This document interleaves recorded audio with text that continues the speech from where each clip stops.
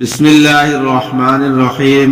হযরত আনাস ইবনে মালিক রাদিয়াল্লাহু তাআলা আনহু হইতে বর্ণিত আছে যে রাসূলুল্লাহ সাল্লাল্লাহু আলাইহি ওয়াসাল্লাম ইরশাদ করিয়াছেন, মানুষকে যখন তাহার কবরে রাখা হয় এবং তাহার সঙ্গীরা অর্থাৎ তাহার জানাজার সহিত আহত লোকেরা ফিরিয়া যায় এবং তখন তাহার এতটুকু নিকটে থাকে যে সে তাহাদের জুতার আওয়াজ শুনিতে পায়।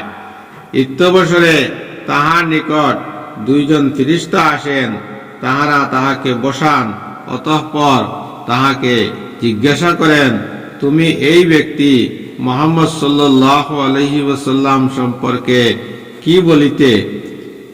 যে ব্যক্তি মুমিন হয় সে বলে, আমি সাক্ষ্য দিতেছি যে তিনি আল্লাহ তাআলার বান্দা এবং তাহার রাসূল।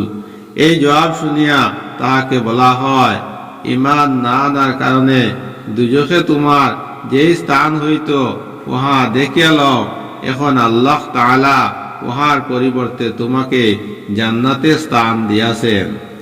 দুজখ এবং জান্নাতের উভয় স্থান তাহার সম্মুখে প্রকাশ করিয়া দেওয়া হয়, ফলে সে একসাথে উভয় স্থান দেখিতে পায়।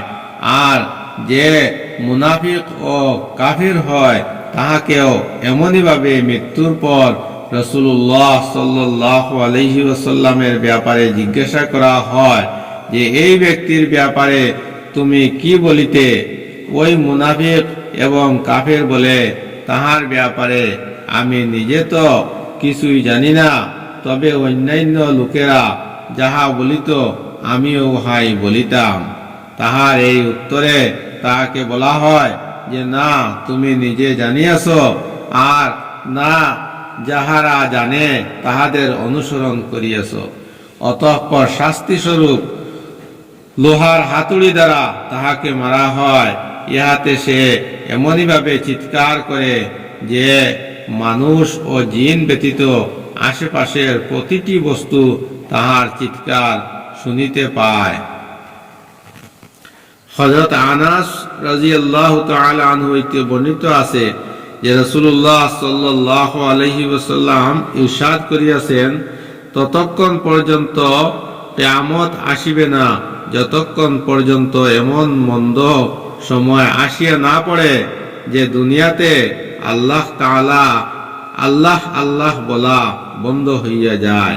অন্য এক হাদিসে এইরূপে বর্ণিত আছে যে এমন কোন ব্যক্তি থাকা অবস্থায় কিয়ামত কায়েম হইবে না যে আল্লাহ আল্লাহ বলে। অর্থাৎ কিয়ামত ওই সময় আসিবে যখন দুনিয়া আল্লাহ তাআলার স্মরণ হইতে সম্পূর্ণ খালি হইয়া যাইবে।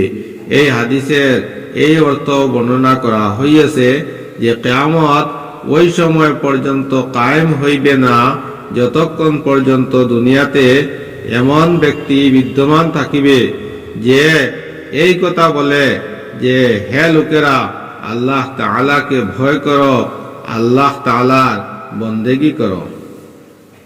হযরত আব্দুল্লাহ রাদিয়াল্লাহু তাআলা আনহু হইতে বর্ণিত আছে যে রাসূলুল্লাহ সাল্লাল্লাহু আলাইহি ওয়াসাল্লাম ইরশাদ করিয়াছেন, নিকৃষ্টতম লোকেদের উপরেই কিয়ামত কায়েম হইবে।